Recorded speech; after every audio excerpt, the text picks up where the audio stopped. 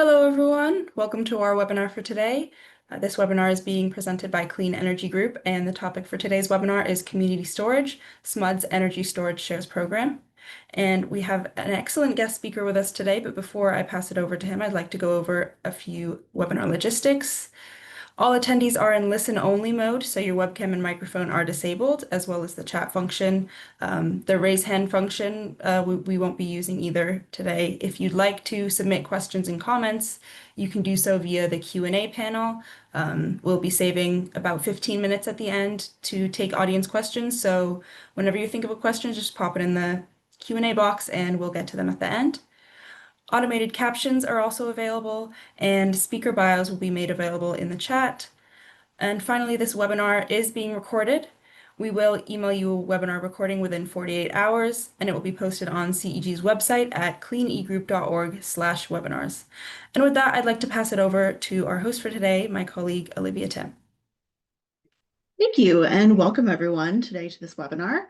And this is a presentation from Clean Energy Group. Like Zareen mentioned, we are a national nonprofit advocacy organization working to advance a transition to affordable, reliable, and clean energy for all. A few of our project focus areas include climate resilience and community health, distributed energy access and equity, energy storage and flexible demand, and replacing fossil fuels with renewables. And I would just encourage everyone to go check out our website to learn more about this work, and that's listed at the bottom here, cleanegroup.org, and check out the other project tabs. One focus area to highlight is the Resilient Power Project. So Clean Energy Group established this work over a decade ago to help support communities that are advancing solar and storage projects to build local resilience. And through this work, we provide technical assistance support for local resilience. In the coming months, we'll be supporting community solar and community solar plus battery storage and additional community benefiting projects. If you're interested in learning more, visit our website. But in a few minutes here, my colleague Mari will be talking in more detail about this support for community solar and storage moving forward. So just to highlight some of the great things that this work has done over the last 10 years, we've been able to award over $200 million in technical assistance grant and worked with 200 community service providers and 360 community facilities. All right, and so the topic of today's webinar is the Sacramento Municipal Utility District, otherwise known as SMUD, their Energy Storage Shares program. So this program is the first virtual energy storage program in the United States. It allows commercial customers to invest in an off-site battery storage system and enjoy energy cost savings without actually having to site batteries at their facilities. We're joined today by Chris Brown, who is a Senior Resource Planning Analyst at SMUD, and he's going to share some details about this innovative program. But before we hand things over to Chris, Marriele Mango, who is a Senior Project Director here at Clean Energy Group, is going to give us some introduction and background. After these presentations, we'll take all the questions that we have time for. Like Zareen mentioned, please make sure you're putting those questions in the Q&A panel as they come up, and we'll get to as many as we're able to in the time remaining. So again, thank you so much for joining today. And with that, I'll hand things over to Marriele Mango.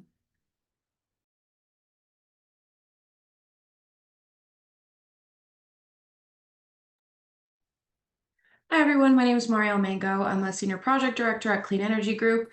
Well, we're going to be speaking, I'm mostly going to be passing it over to Chris to talk about his experience with SMUD. I wanted to highlight why Clean Energy Group is amplifying efforts like what's happening at SMUD and the work that we'll be doing to support community solar and battery storage applications.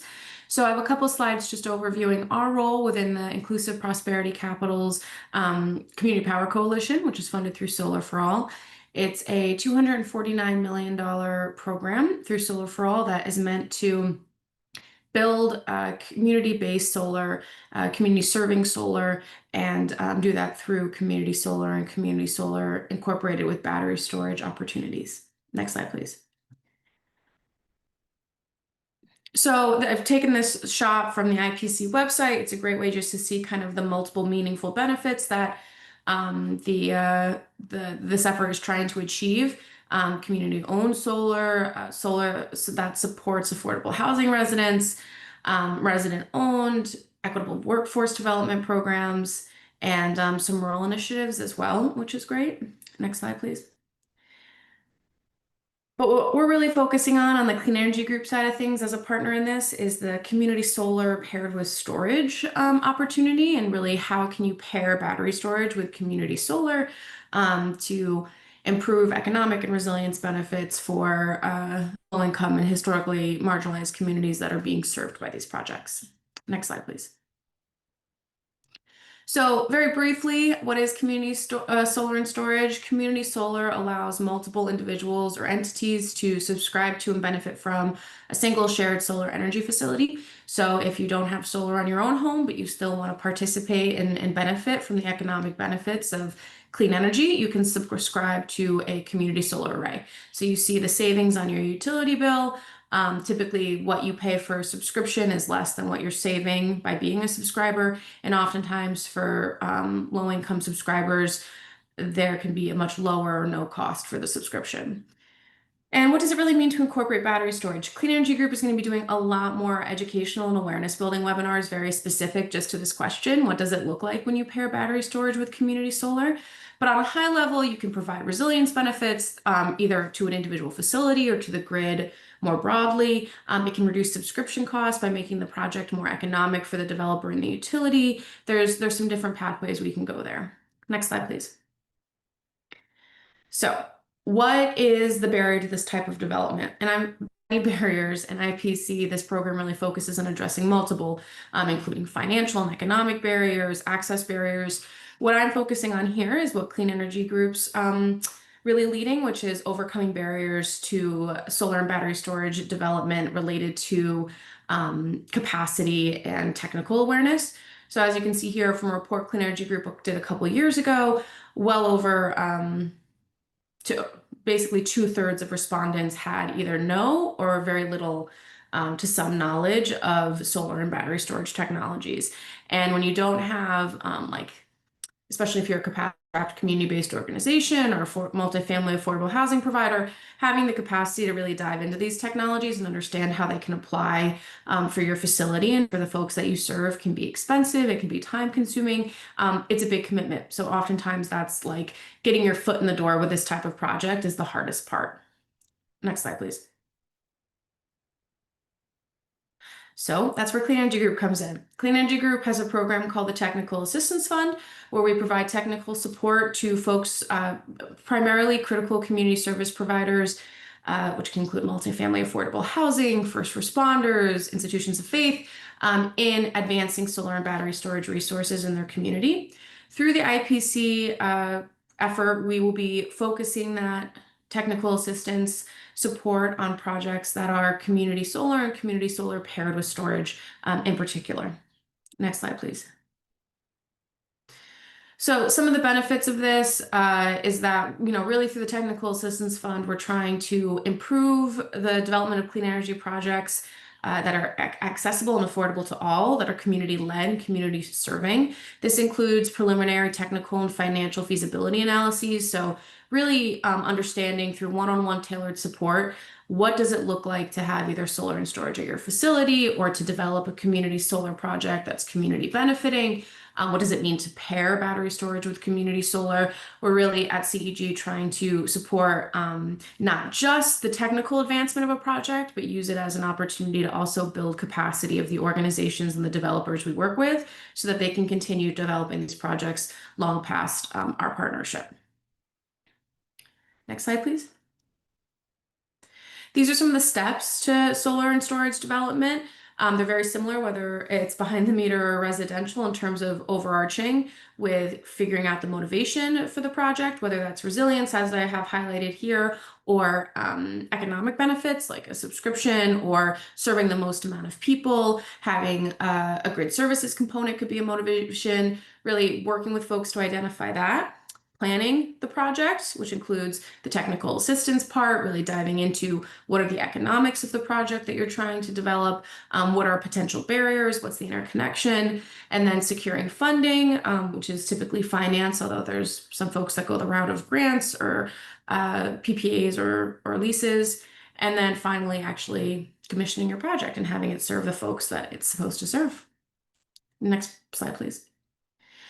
So in addition to the technical assistance Clean Energy Group will be providing for the Technical Assistance Fund, IPC is also working with partners to offer some pretty great financial support mechanisms, including, I listed quite a few things here, but it's everything from acquisition and construction finances, there's credit enhancement, co-investment opportunities, there's probably going to be some grant opportunities, and that includes for projects that incorporate battery storage to help get those across the line. So this is just a kind of like a snapshot of what's offered. IPC's website, which I'll link to later on, has a great resource library of webinars they've already produced, diving into some of the finance options that they'll be working through. And I really encourage everyone to check those out.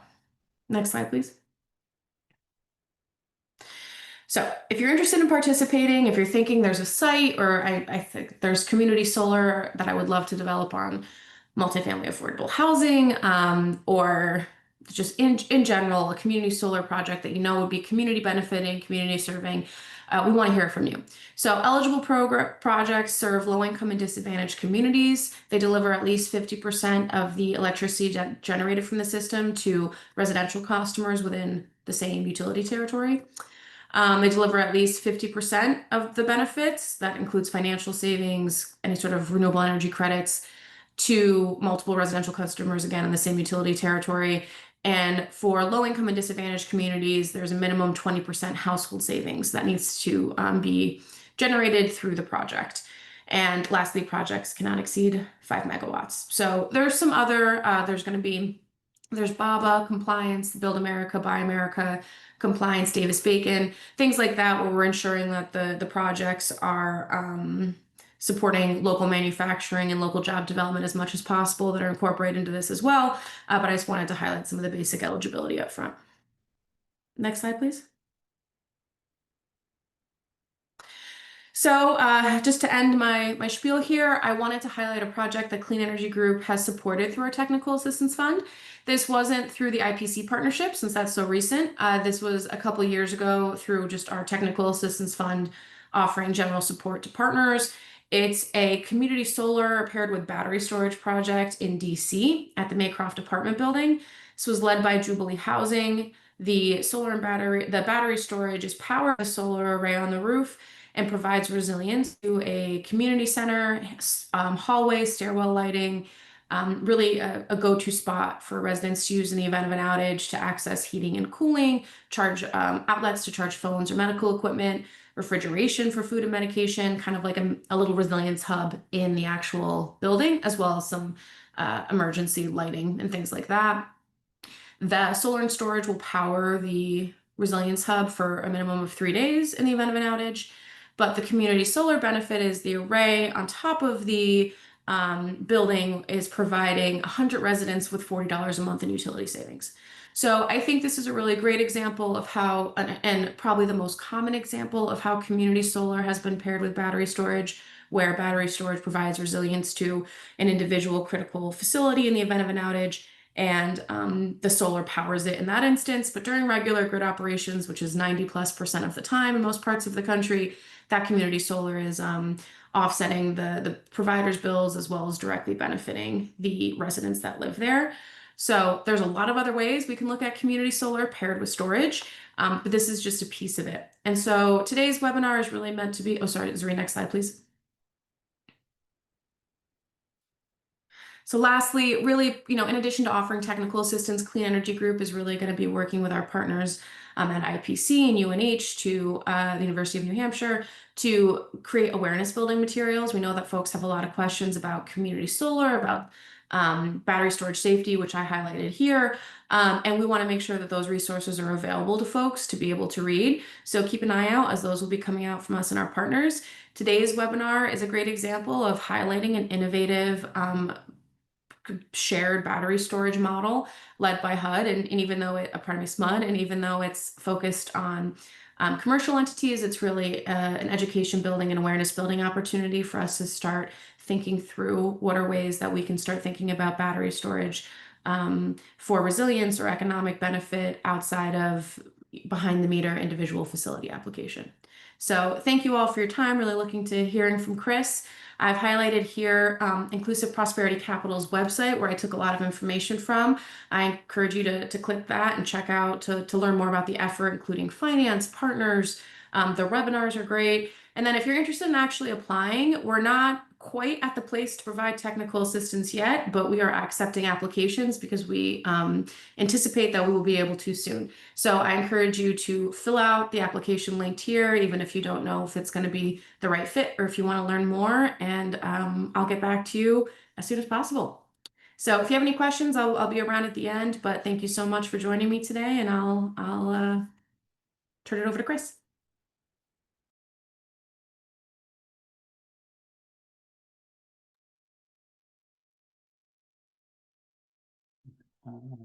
There yet? Okay, great. Thank you, Marielle. My name is Chris Brown, and I work for SMUD, or Sacramento Municipal Utility District, commonly known as SMUD. We serve electric residents in Sacramento County. In my current role, I manage our RPS and power source disclosure programs. But prior to that, I did spend time in the commercial program management arena, which included battery storage. And so I'm here to talk about the StorageShares program that we had launched back in 2019.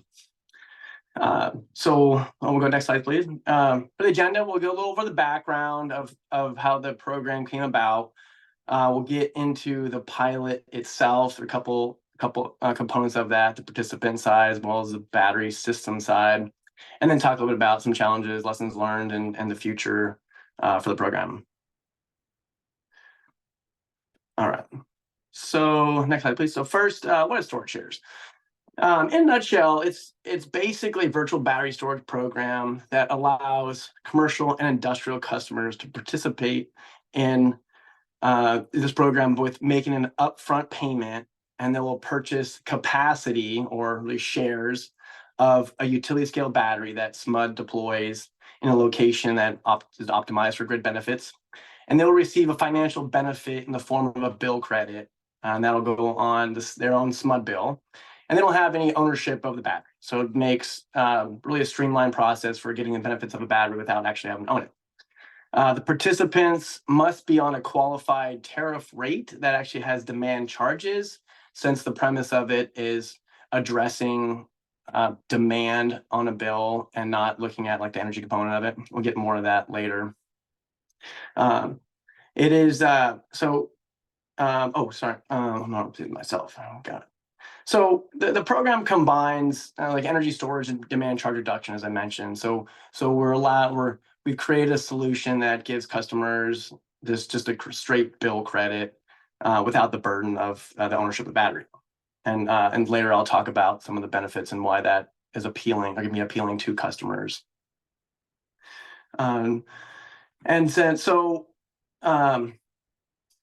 With this battery, and as we take advantage of aggregating our customers' investment in battery storage and our need for one, we can procure a large offsite or utility battery system that can leverage economies of scale, and we get to site it in a location that's advantageous for us. There's a lower cost of maintenance, and of course, there's a lot of benefits on our side where we've got control of it and how it's operated.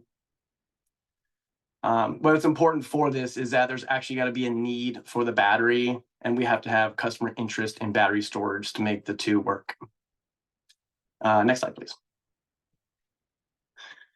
So this is a conceptual representation that highlights customers' interest or needs and utility side. So it shows an example of how customers throughout the territory are interested in battery storage, but they may not align with where the utility needs a battery.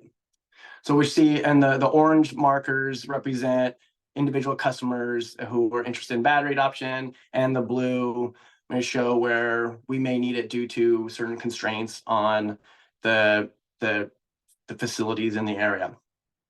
So it's not just for a customer, it's not just about how how well the customer's load aligns with our grid peak. There's also a component of where they are physically located. So there may be areas on the grid that might have recently upgraded a transformer, and that may alleviate possible congestion issues. So when the battery deployment is in alignment with a grid constrained area, as well as a utility peak need, it becomes a great application for a customer cited solution rather than participation's program. So when a customer's locational development and their load are not in alignment with utility need, it's a good case for StorageShares, as we have plenty of capacity on the system, and their peak demand is not in good alignment with what the utility is looking for. Next slide, please. We look at so why StorageShares? So it's created to align our customers' investment in battery storage with SMUD's grid needs that create a better benefit for both participants and non-participants. Essentially, it's avoiding non-participants in subsidizing a particular program that only benefits those who are participating in. So a customer installs a battery for their own operation. It may not align with utility grid needs. So for example, they may have a peak at 8 a.m. and utility doesn't have a need to manage load at 8 a.m., right? We're looking maybe late afternoon in summertime where there's a lot of energy usage and possibly grid constrained location. So that in a sense would demonstrate a good application for the program where if the customer adopted a battery or they installed a battery, they are managing their peak demand in the morning, and there would be essentially no benefit for, in this case, SMUD, for the utility to like incentivize, if you will, kind of that adoption. We're not getting benefit out of it. But if we pair that with within this program, we do see that we are now sharing a benefit that the customer is after and what the utility is hoping to gain for with putting batteries on the grid. We know customers are interested in establishing decarbonization goals. They're looking for ways to reduce costs and increase reliability of operations. And they are expressing interest in desire for battery storage and other distributed resources. And as we continue to look for ways to build products or offerings that work with our customers in a way that support their goals and also align with our priorities. We have developed a zero carbon plan to eliminate emissions from our energy mix by 2030. And our customers have demonstrated, they've told us there's an interest in and desire to partner with us in deploying their own DERs that meet their goals, which further supports our plan towards 2030. And we know managing demand charges is really the big driver for installing batteries, especially at the commercial industrial customer level. So this program is designed to help address that for their customers, as well as the benefit brings to SMUD. Next slide, please. For the goals of this program, it's really to support and accelerate SMUD's decarbonization plans. Battery storage is a component of our 2030 zero carbon plan, so it helps to better utilize generation from renewable resources. As we work through the plan and identify what makes sense, we can leverage economies of scale. And if our customer is investing $1 in, say, battery storage, and we invest $1, if we invest them together, we actually get greater results that benefit both parties. It helps to enable electrification by maximizing infrastructure utilization. So the infrastructure designed and built to support peak load. And as our plan evolves in growth in building electrification, conversion of fossil fuels, resources to electric, we need to be strategic about where the growth occurs and what opportunities exist to better leverage existing infrastructure before upgrades are required. Upgrades are expensive, and so if we can find ways to shift load or maximize available capacity in certain areas rather than the upgrade, that's going to be a much cheaper option. A big component of our electrification efforts is EV adoption. And so this program does help support EV adoption by managing impact on grid infrastructure, location of these resources, and of the time-based impact they have. And there have been existing supply chain issues. Of course, they've been exacerbated with pandemic that puts strains on lead times for equipment that's needed to either expand service or when we can begin service for our customers. So it introduced barriers to bring customers online that either grow their business in a way that they want to, or even impacts new business in the region. So we have looked for ways that we can still be effective with our customers, and so the batteries do offer a solution to be more flexible in managing the load without putting on new infrastructure. Next slide, please. All right, let's talk about the program itself. So there are two components to the program. One of them is the customer participant, and the other is the utility battery system. So it's designed to allow us to create a win-win scenario for both the customer and the utility, and the benefit of grid optimization and retail optimization. So it's important to note that retail optimization, or the customers installing batteries themselves, does not create optimal grid benefit. So depending on the customer's individual load, it may actually add additional burden to the grid. Next slide, please. A little about the participants. So the pilot details. This is basically the nuts and bolts of the program itself. So a customer will opt into a 10-year agreement in which they buy shares at an upfront cost and will receive monthly bill credits over this 10-year term. So one share is equal to 1 kW of demand equivalent. The monthly bill credits are added directly to the customer's bill. The number of shares a customer is eligible for is limited to the potential benefit a physical battery can provide for their usage. Participating customers also agree that they are not to install a battery at the facility for the purpose of demand charge reduction. And the intent is we can't have them put a battery to save demand as well as take advantage of this virtual demand program at the same time. And we install a battery at a beneficial location on the grid that operates the battery entirely independently of the customer participants. Next slide, please.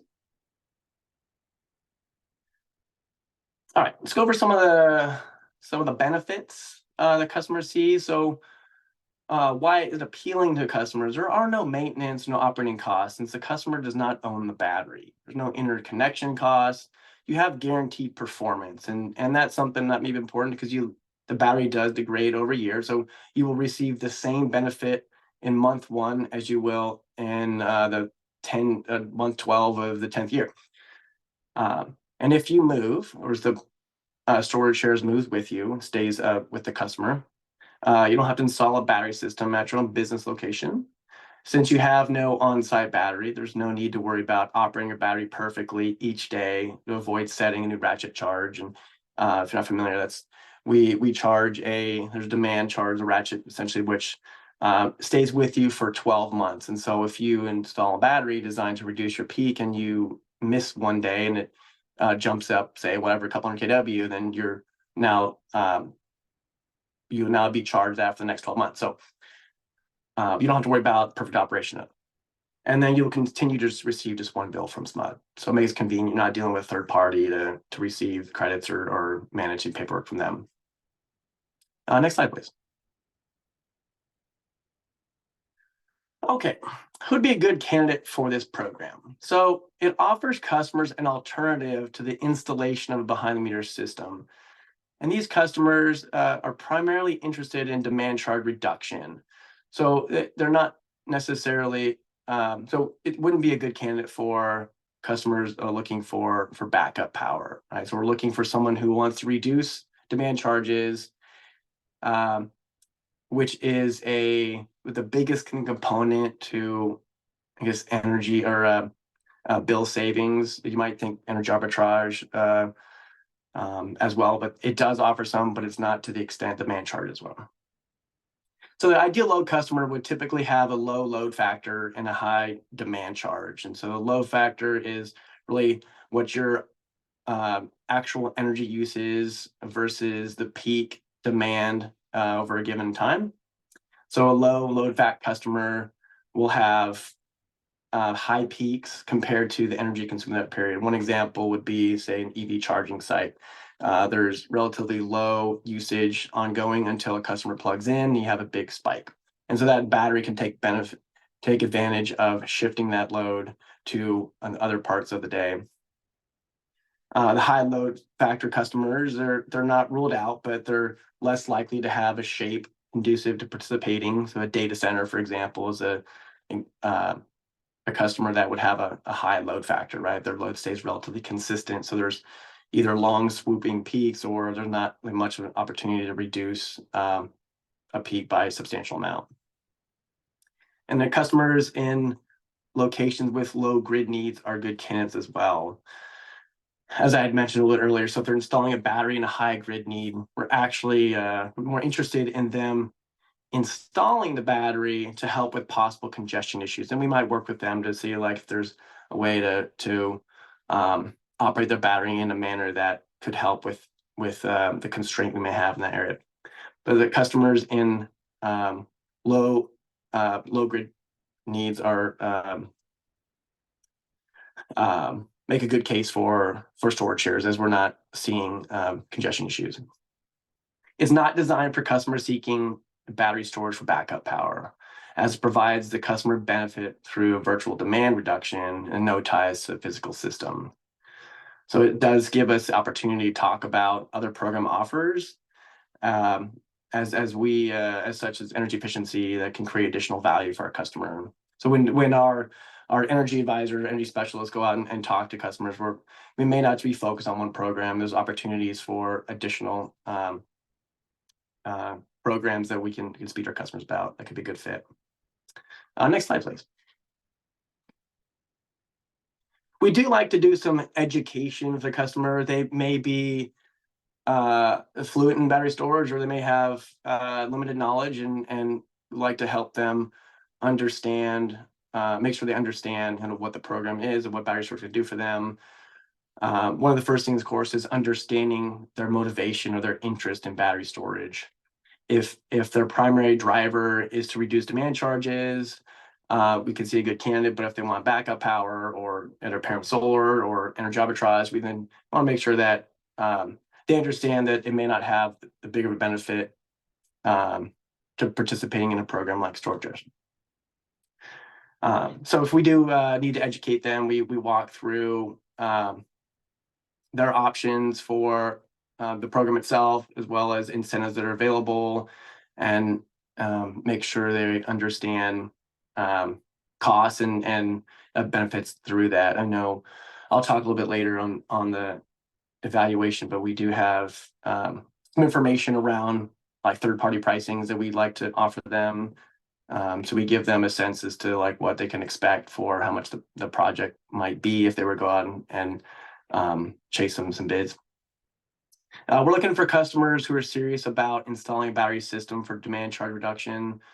The upfront cost does go to pay towards the system that we install, and so it really serves as like a skin in the game for them, which really demonstrates their desire for battery storage. If it was free to enroll in the program and we just gave them savings, it doesn't really do much for us. So we're looking for someone who is serious about it and wants to tackle their demand charges.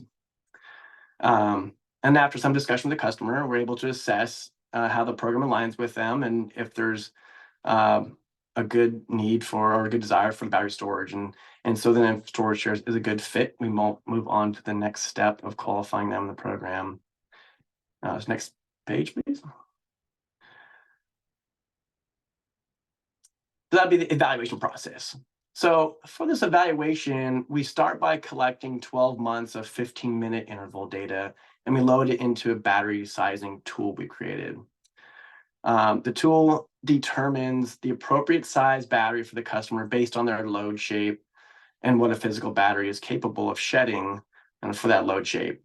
We used a 2-hour duration battery for that model, and it's just really designed to just kind of shift that load from the peak and put it in another put it in a future energy qualification map.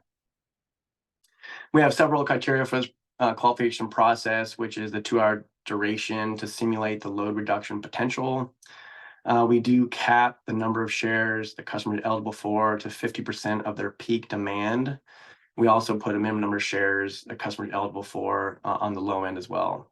So we avoid like just too small of a customer. An additional piece of evaluation criteria we look at is really the payback. And it's important on our end. We find that the batteries, at least, 5 years ago when we launched it, it was not always cost effective. They were expensive, and a customer may not have always seen enough benefit to install one. And if we saw the payback for a customer might be 30 years, but the battery's life is only 10, it doesn't really make good sense. It's unlikely the customer is going to want to put a battery in if they're never going to get a payback. And so then we look at, is it worth our investment to enroll them in a program to create a benefit for them that they wouldn't have otherwise done themselves through their own behind the meter installation. And then after the evaluation is conducted, we provide them with a summary report, which we'll have on the next page. It is a little bit small, but that's okay. I was just going to talk through kind of what's in the report that we provide the customer. We do show a graphical model of their load profile, which you'll see that the black line represents the peak in that 12-month period, and the orange overlay is what the battery is capable of reducing from that peak. And this creates a number of shares that customers eligible for based on that the load shed that can be done with a battery. We provide them an estimated cost for how much they might expect to pay with the installation of a battery system from a third party. It's done as a courtesy to provide customers comparison to what we've seen in battery storage projects in the market. We list possible incentives and tax credits that could be available for the customer if they install their own system. I know there are things changing nowadays that and maybe tax credits are no longer available, but for the report that we built, it would show if something is possible for a customer. Next slide, please. Now we'll cover the battery system itself. And so we'll start with looking at two scenarios. The first one is if we had, say, 9 customers looking to install batteries through normal adoption, and they have a 2-hour duration. So we're looking at 60 kW and 120 kWh batteries that they'll manage on their own for their own peak needs. And that's a collective of 540 kW and 1,080 kWh for those 9 systems. As I mentioned earlier, the driver of battery storage is really to manage peak demand charges. So you'll see in the middle there, we have the bill, or we have 2 components for demand charges in addition to the energy charge. And so we're really looking to, our customers looking to impact the 2 demand charge lines we have there, which will be the greatest bang for their buck with battery storage.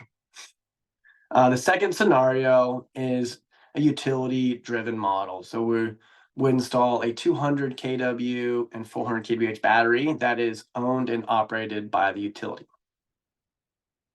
Next slide, please. So we take those 9 loads. We'll see there's a lot of ups and downs. It's difficult to track maybe one particular profile, but it's pretty clear that their peaks are in various times of the day, and they don't necessarily align with each other. So the next slide will show it looks like an aggregated load profile. We take all 9 customers and we put them together, and we can see there are multiple peaks that occur throughout the day, which really just indicates that these customers have their own unique demand needs. Not everyone is aligning. So there's not really maybe consistent demand peak that we can really address. So on the next slide, if we layer in each of these customers, each customer is in charge of their own demand reduction. We can see that there's not, as I said, not a lot of alignment, but really that 540 kW of total battery capacity doesn't really get us much in the way of demand reduction. Since we have multiple peaks everywhere and it doesn't really, they don't align together, we're actually only seeing a total, oh, you know what, I'm going to say that until later. It's another slide. So I guess what's important to note here is that each individual customer's peak and the customer peak in aggregate may not align with the utility peak. And that's what what we want to address, right? So we have individual needs for battery, and then we have utility need for battery. Next slide, please.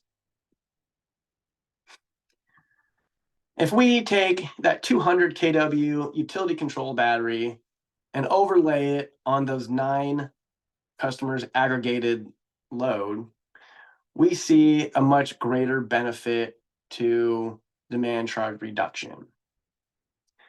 Because we have control over it, we're not concerned with the operation of any given customer's facility. It's what utility can take advantage of in terms of the battery for the total aggregate load. And we'll jump next slide, please. And we'll take a look at the results in that. For our scenario 1 with our natural customer adopted battery systems, we can reduce a total of 441 kW of retail demand charges, but it's poor alignment in all their 15-minute interval loads that means that the customer's batteries are charging and discharging at the same time. So the coincident demand reduction we get off of the 9 customers, only 95 kW, and that's out of like the total 540 kW of what the batteries that they installed.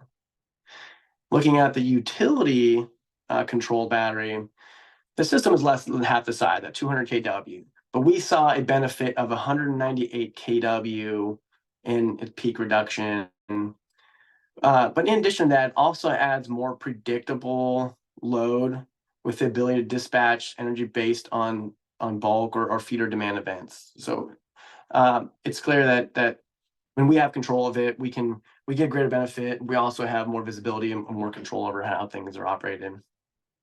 When a customer is interested in battery storage for demand charge reduction, we find that utility-driven battery for grid peak management yields a much greater impact for the grid and allows us to provide the customer with bill savings regardless of what time their peak occurs, foregoing the need to install a battery at their own facility. And next slide, please. And here we just show a side-by-side comparison of the individually controlled battery systems and the utility system as well. So there's a far greater benefit with utility system and much greater control.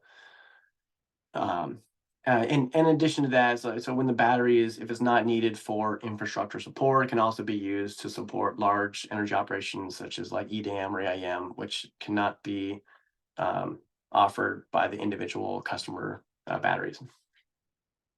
Next slide, please. For the utility benefit, so we deploy and manage the battery based on locational grid need. Its operation is independent of the StorageShares program we've developed. And we see procurement benefits, of course, with the economies of scale, as I mentioned. So this deployment of the utility scale battery versus an independent customer deployments for the purpose of demand charge reduction yields greater value for SMUD and its customers that ultimately creates the value of the program. Because we can align the customer's need for a battery and our need for location and timing, we've created benefit for both parties. So if the customer reduces their peak using battery storage, when it doesn't align with utility grid peak, it's lost revenue for the utility and adds really no value to utility peak need. When SMUD can use a large scale battery to reduce grid peak need, independent of the customer need and provide the customer with a virtual demand savings through bill credits, it becomes a win-win for both the customer and the utility. And next slide, please. Just a little note on the battery itself. It was we opened this program in 2019, but the battery was online, I think maybe a year and a half or something later. So we did install a 4-megawatt battery, which allowed us to offer 4,000 shares for this pilot. And it was located in an area that was identified as a potential reconductor and line upgrade need, which was within the next 5 years. And so this actually offered a lot of benefit on our side. So that was really the driving force. The battery need comes first, and then the StorageShares program offers additional value to SMUD. So the battery itself can stand alone as a project, and that's what the evaluation showed. And we create extra benefit with the StorageShares program. And there are, of course, many benefits that we get out of it, which includes infrastructure support, grid services, DERMS integration, market participation, job training, and education. Next slide, please.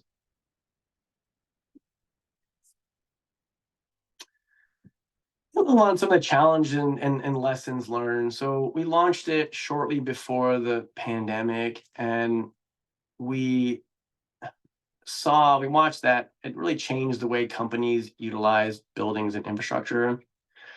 There was a transition to remote work, which also kind of translated into limited investment in facilities. I think there was just this desire to hold on to cash. So there was a shift in prioritization of how they spent their money. And so with a lot of uncertainty, they just kind of put a pause on spending. And with something like battery storage, it comes with a higher price tag, and since wasn't maybe a necessity to run their business, it was pushed down on the capital list. And so we didn't see battery adoption kind of early on, which resulted in limited participation in the program. And we know that C&I customers, the biggest driver for them with battery storage is a financial return. So often their payback models were maybe 3 to 5 years. And given our rates are relatively low, the payback was often beyond maybe the 10-year life of the system. And so it just wasn't making sense early on, given the high price of batteries. And even though StorageShares does offer a decent return for some customers based on their low profile, and you didn't have the burden of owning or operating the battery, it just wasn't enough to spark enrollment in the program as well. Really just that upfront capital that they weren't interested in spending at the time, and they're always looking for a specific ROI marks as well. And then one additional item I didn't have listed down here, but which we saw, so as we continue to evolve and have our strategies and stuff, we did put out an EV pilot rate after the launch of this program. And I mentioned a little bit before, so a good candidate for the program is an EV charging station, as they have really high demand and low utilization of the facility. Given the EV pilot rate comes out, and then offered a better rate structure for EV sites, EV participants, and in a way you could see that kind of cannibalize maybe the opportunity, and that's something to kind of consider when you're looking at programs such as this. Like, it's not necessarily a bad thing, but you may have, it's going to be one or the other, not necessarily a good option for both programs. And we found that because there's a big push for us to increase EV adoption, and we saw that arose some challenges with our EV strategy. Next slide, please. The StorageShares program is currently on standby. So we do need to have active battery storage adoption from our C&I customers, as well as a need for utility scale battery to continue the growth of the program. But as demand picks up, the program is designed to scale. So we would identify a need for another utility scale battery. And when the ones that get deployed, we can offer additional shares to the program. And I think things continue. I'd expect things to continue to push forward with battery storage adoption. So at some point, customers would then take advantage of this program. But as it stands, we've really addressed it as like a catch, not fish, and essentially a way of saying that we are looking to offer the program for customers as an alternative to battery storage. We're not pushing it in a way to gain enrollment on its own. It's really if their interest in battery storage is great enough that this is presented as an alternative to a physical installation. And the program itself is really a component to a larger behind the meter battery storage program portfolio. And so there's ongoing work, and things will continue to evolve as we work toward our 2030 plan. And that's all I have.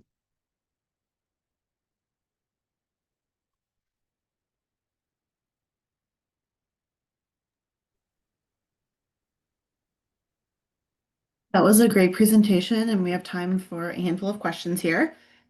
So I want to start off with a question that we received a few times in a few different forms, kind of looking for some clarification and explanations on why there are sites where SMUD needs battery energy storage and what kind of benefits the utility receives from siting batteries in specific locations. I know you mentioned, congestion issues and grid constraint, but how does SMUD determine like which areas are of the benefit to install batteries? I can, I guess, provide maybe the highest level. So I'm not on that side. I mean, if I can, if we want greater detail, I can always take it back and ask the folks who actually do the evaluation. But that's the biggest thing we're looking at. You're balancing costs of. We identify areas in our service territory that have high congestion, high utilization rates for energy, and at some point are going to need either upgrades or some sort of maintenance work and stuff to it. And so there is a process. I'm not familiar with all details around that, but there are internal departments that are looking at how to make sure that we don't run into congestion issues and on providing service to our customers. And then in addition to the peak demand reduction benefits, do these batteries provide ancillary services such as voltage regulation, capacity, or spinning reserves? Yeah, so as far as I'm aware, as mentioned, because so we do have infrastructure support and grid services and DERMS and grid. So it is utilized for those efforts as well, since it's put in a location that was identified as a need to manage that particular either feeder or substation kind of in the area. Great, thanks. And then shifting to some program design questions. Do you have any kind of thoughts or reasoning on why SMUD chose to only focus on commercial and industrial customers rather than incorporating residential customers into the program? Yeah, the biggest issue is that residential customers at the time, they don't have a demand charge. And so we're focused on addressing demand charge reduction, so the peak demand. And because we charge commercial customers a demand charge, there's a line item on the bill for demand charges, and battery storage is designed to address that. We could give them the value, we could offer them the value for managing that peak or managing that load. Well, we got that question a couple of times. So what happens if an enrolled customer who opted into the program moves out of their location within the 10-year period? Are they able to stay enrolled in energy storage shares, or is there kind of a cancellation at that point? If they move outside of the service territory, then we would oh gosh, I'm trying to remember how we wrote it, but we do have a clause that we can remove, and I think we can return money, the upfront cost, less how many months they have left. Like if they were in for 4 years and there were six months equivalent left of upfront costs they spent, we would return that to them. There wouldn't be a penalty if they moved outside the service territory. They stay within the service territory, we can just move it with them, so it just stays on their bill. Okay, great. And is this, as far as you know, this type of program, a SMUD specific program? Like, are there any other utility in other states that are doing similar programs? Was this kind of modeled on something existing? I'm not aware of anything as far as I know, but we were the first develop. Got a colleague. He's kind of dubbed from me as like the godfather of this StorageShares project. He just kind of is, I mean, developed it several years ago around identifying a solution to partner or to mold utility benefit with the customer desire for battery storage. But at the time, there were no other projects or no other programs out there that offered the same sort of thing. I'm not sure if there's even one today yet, but I could be wrong. I know we've had some utilities come to us and say, "Hey, we're interested." You know, they've got demand charges twice of ours, and then it's the cost effectiveness is there financially for these customers, but we're not seeing, unfortunately, we're not seeing it so much on our side, which for better or for worse, right? We have good rates, but yeah. Yeah, we got a few questions and comments kind of looking for similar examples of programs like this. And I think to my knowledge also, this is the only kind of program of its kind that is existing currently. And to that, were there any kind of enabling policies or regulations in California that enabled this pilot that, kind of helped SMUD get started with this program, or is that not applicable because it's a municipal utility? I'm not aware of any. I think it was just a way for us to build a storage program that could bring in or bring in the benefit or the customer desire. I'm not aware of anything on the regulatory or legislative side that would have built it around. And I know you kind of touched on customer education and kind of informational resources that you have available, but does SMUD have materials that it shares about, bills, cost savings, and benefits to SMUD and to all ratepayers about this offering and this program to customers? Is that something that you'll all kind of publicize to your customers? We don't have information like that to that extent published. I think when we sit down with our customer, we walk them through benefits that they can expect.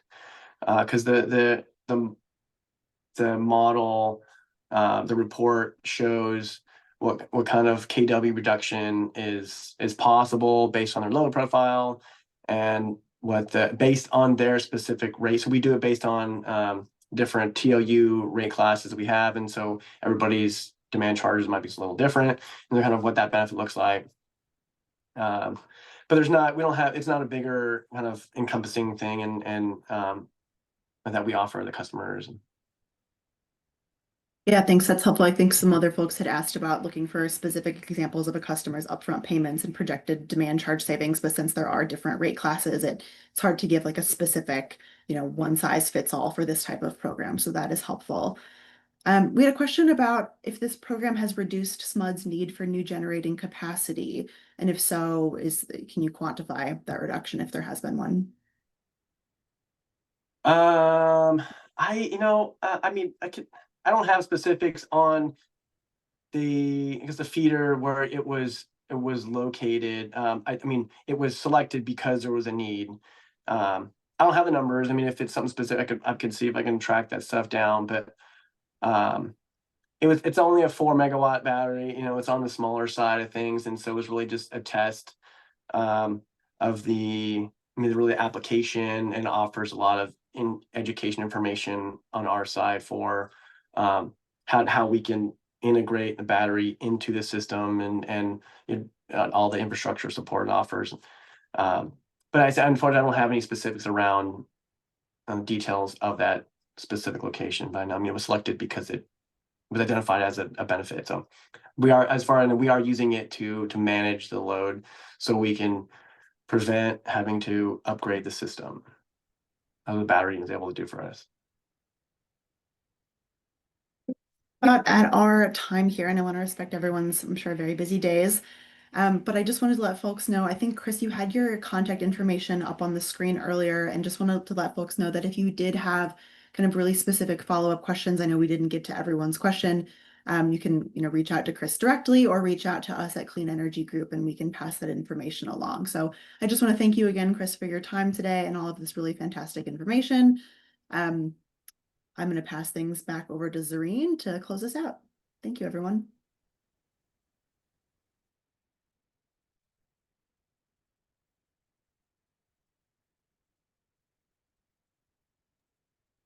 Thanks again, everyone, for joining us today. You can see on the screen a few of our upcoming webinars. If you'd like to register for any of these, you can do so at cleanegroup.org/webinars. We will be emailing you a webinar recording within 48 hours, and the link to register for these webinars will also be in that email. So thanks again, everyone, and have a great rest of your day.